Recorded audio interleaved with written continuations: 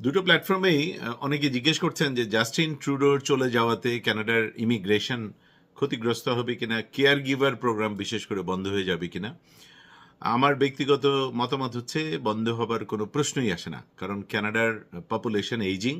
কানাডাতে এই caregiver related বা হেলথ রিলেটেড, মেডিকেল রিলেটেড যে জবগুলো, এইগুলোর উত্তরোত্তর বরং ডিমান্ড বাড়বে সামনের বছরগুলোতে দেখবেন। এবং সেই কারণেই হেলথ ক্যাটাগরির 35টা এনওসিকে এখন এক্সপ্রেস এন্ট্রির স্পেশাল যে 6টা ক্যাটাগরি, সেই 6টা ক্যাটাগরির মধ্যে আনা হয়েছে। এটা ডিমান্ডের কারণে। কেয়ার গিভারের ব্যাপারটাও তাই।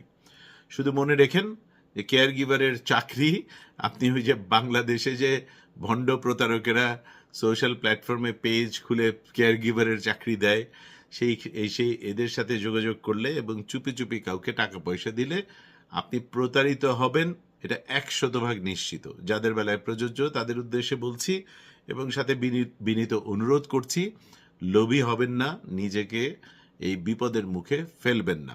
7,500-এর মতো কেয়ার গিভার এই বছর নেয়ার কথা সারা দুনিয়া থেকে। সবার আগে আমরা মনে রাখবো সারা দুনিয়া থেকে, যার ফলে কেয়ার গিভারের যে এলিজিবিলিটির কথা বলা আছে, বেসিক যে রিকোয়ারমেন্টের কথা বলা আছে, তার হয়তো মানে অনেক বেশি যোগ্যতা দক্ষতা নিয়ে সারা দুনিয়া থেকে, স্পেশালি এশিয়ার দেশগুলো থেকে হয়তো ডাক্তার নার্সরাও এটাতে আবেদন করে বসে থাকবে। সামনের সময়ে জানা যাবে, কারণ এটা একটা PR programme.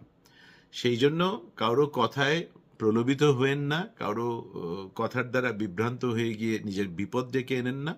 But care giver প্রোগ্রামের জন্য আপনি যদি যোগ্য হন, তাহলে ঘরে বসে প্রোগ্রামটার জন্য নিজেকে তৈরি করে নিজে আবেদন করুন। এবং আবেদনের প্রক্রিয়ার বেলাতে মানে কোনো সহায়তার দরকার থাকলে একজন রেগুলেটেড কেনেডিয়ান ইমিগ্রেশন কনসালটেন্টের সাথে কনসালটেশনে বসে আপনি ব্যাপারটা বুঝে নেন যে কী কী ডকুমেন্ট কিভাবে সাজাবেন, আবেদন কিভাবে করবেন।